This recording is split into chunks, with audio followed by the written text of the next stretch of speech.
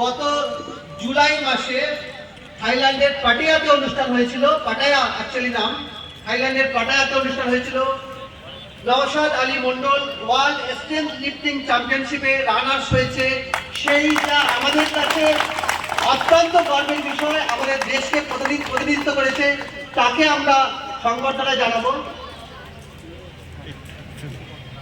আমরা তাকে সংবর্ধনা জানাবো। আমরা তাকে রাজ বলেছি, সুভাষিতার হাত দিয়ে তাকে আমরা বরণ করে নেব এবং তারকে আমাদের যে টিম 139 যার নেতৃত্বে আছে শেখ মুস্তাক আহমেদ বাচ্চু, তার যে নেতৃত্বে টিম 139 কাজ করে তার আমাদের তরফ থেকে সুভাষিতা তারাকে সংক্ষিপ্ত একটা উপহার তুলে দিলেন।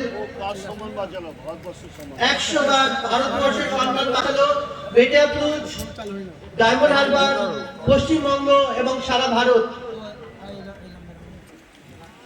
ও আজকে সাফল্য অর্জন করেছে। বলেছে কোন দেশের লোক বলেছে? ভারতবর্ষ। তাহলে পৃথিবীটা দেখে যাক যে ভারতবর্ষের সম্মান সবার বাঁচানোর অধিকার আছে। ও বলেছে আমার দেশের নাম ভারতবর্ষ। এটা বিজেপির বাপের দেশ নয় যে ভারতবর্ষ।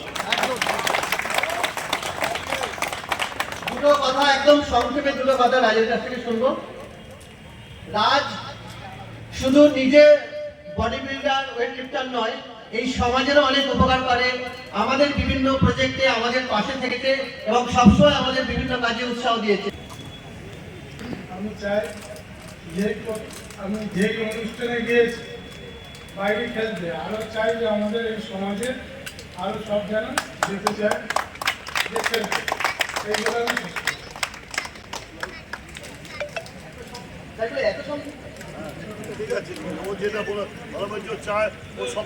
আমরা একদম গর্বিত যে আমাদের দেশকে যারা গর্বিত করছে সে আমাদের এলাকার বাসিন্দা। এর চেয়ে গর্বের বিষয় আর কি হতে পারে। আমরা বরণ করে নেব।